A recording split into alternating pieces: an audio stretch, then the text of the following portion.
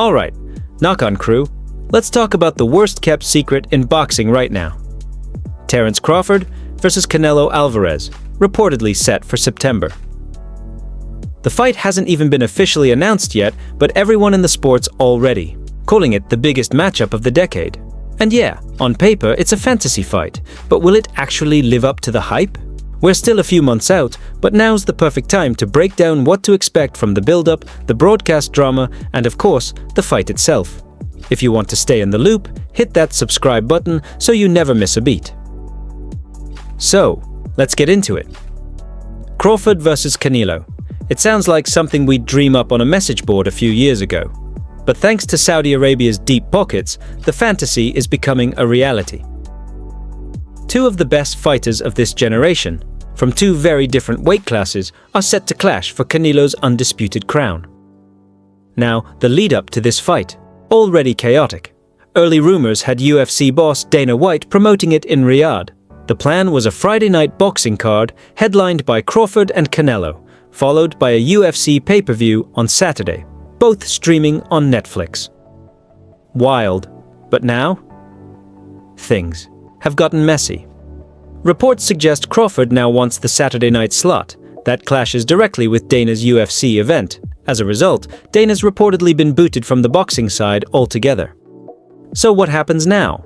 Will Dana have any role in Saudi boxing going forward? Does this kill the rumored Netflix boxing league? And will the fight still land on Netflix? At this point, your guess is as good as mine.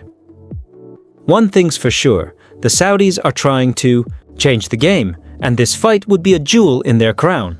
But let's shift to the matchup itself. Crawford jumping up in weight for this challenge is a big swing. Some are skeptical, but there's historical precedent. Roy Jones Jr. did it, Pacquiao too, and just recently we saw Conor Benn jump a couple weight classes to face Eubank Jr. That fight was wild, so who's to say Crawford can't pull it off? Now yes, Crawford is pushing 38 and hasn't fought since that dominant win over Spence. Meanwhile, Canelo's been active, but unimpressive. His recent resume has been packed with softer touches. Let's be honest, guys like Yildirim, Plant, and Charlo didn't really push him. His last real challenge? Dimitri Bivol. And we all know how that ended.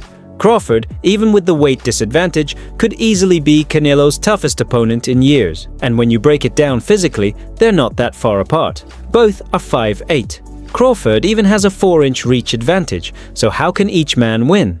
For Crawford, it's all about movement, timing, and ring IQ. He's got to stay off the ropes, use angles, and keep Canelo from getting set. Canelo thrives when you stand still in front of him. Skull showed that if you stay moving, Canelo has a hard time pulling the trigger. Crawford will need to mix it up, switch stances, and never get too predictable. He can't afford to let rounds drift, especially with judges who tend to lean Canelo's way in close fights.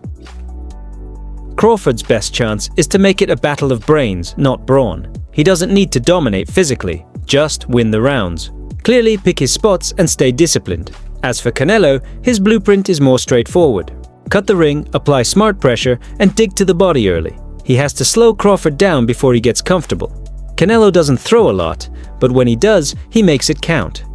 If he can pin Crawford, lean on him in the clinch, and make it physical, that weight difference starts to matter, but he also needs to be wary of counters. Crawford is elite at setting traps. Canelo's got to use feints, double jabs, anything to draw Crawford out and catch him off balance.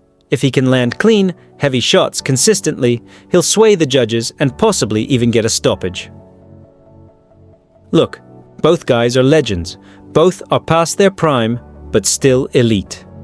This isn't just a super fight, it's a chess match. A legacy-defining moment. So, who wins? If I had to pick right now, I'd lean slightly toward Canelo. He's got the size, the pressure, and let's be honest, the political advantage when it comes to scorecards. I think he'll turn up focused like we haven't seen in years. And for him, this is make or break. If he loses, he hands all his belts to an older, smaller guy. Crawford, on the other hand, is chasing greatness. If he loses, he's still a legend who dared to be great. So yeah, the stakes couldn't be higher, but I want to hear what you think. Who takes it? Bud or Canelo? What are your predictions? Drop them down in the comments. And hey, if you enjoyed the breakdown, make sure to like the video and subscribe to Knock On. We've got a lot more coming as this fight draws closer. Appreciate you watching. Catch you in the next one.